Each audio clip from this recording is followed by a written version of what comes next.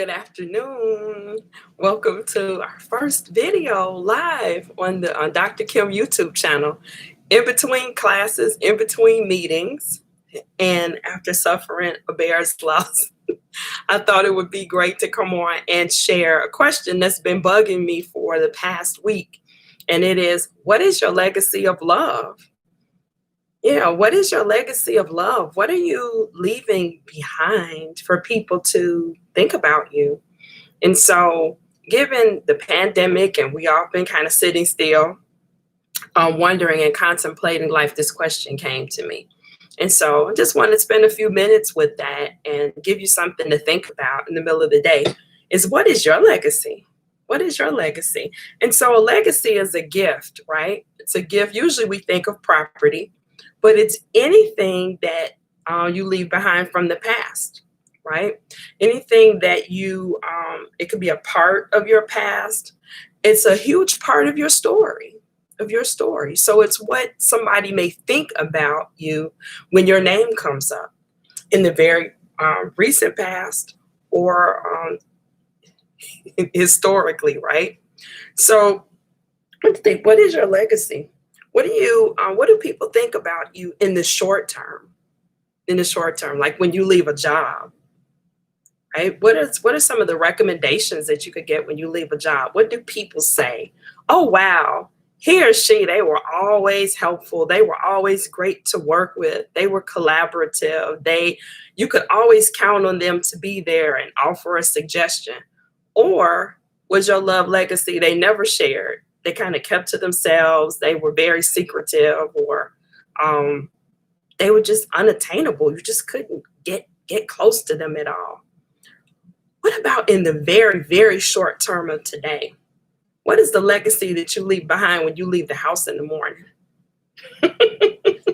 When you leave a room, what legacy are you leaving behind for those who love you the most?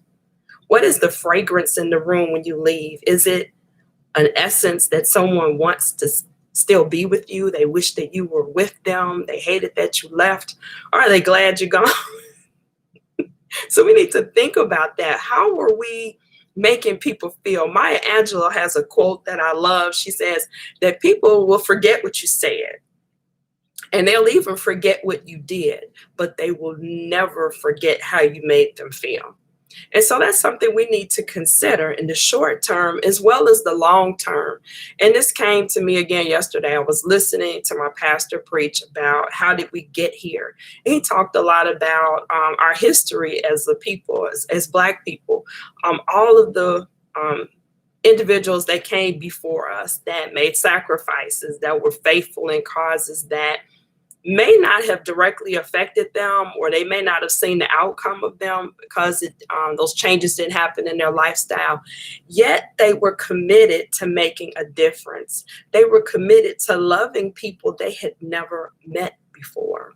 And so for those reasons, those are people that left a legacy of love behind that we remember even today, people that we've never met. And so that's something I want you to think about today. How are we loving people?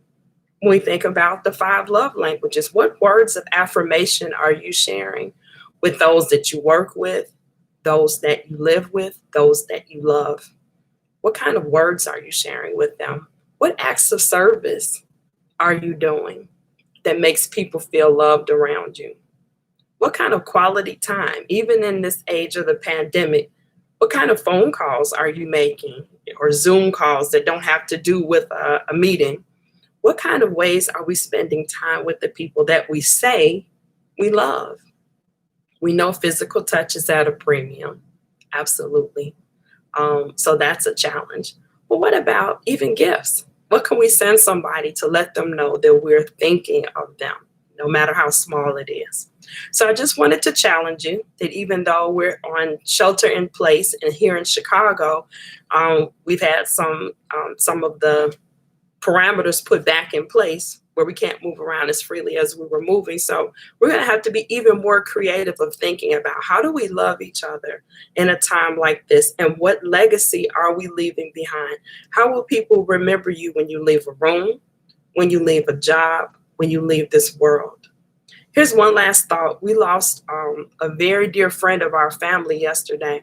And it's interesting, as I was watching the post on Facebook about him today, there was not one negative comment, not one negative comment anyone could make about him. All they could say was, wow, he was just a wonderful guy. He was kind. He was dependable. He was always someone who had something humorous to say. And he was always somebody you could count it on being there. He left a true legacy of love. In this day and time, for someone to be able to achieve that is really great. And so I challenge you today, with everything that's going on around us, think about how you are loving those around you. And it starts with loving yourself. I think we love best when we're being our best selves. So I'm not asking you to do anything out of the ordinary. I'm not even asking you to go in your pocket. I'm just asking you to think how you are handling people today. So when you leave, as I said earlier, a job, the room, or this world as we know it, people will say that they know they were loved by you. You have a great day, and I hope that you'll join us for the next video about life and love according to Dr. Kim, where I'll be sharing some things that, again, make us think about what we do, why we do it, so we can change this whole world, one life, one love, one relationship at a time. Have a great rest of the day.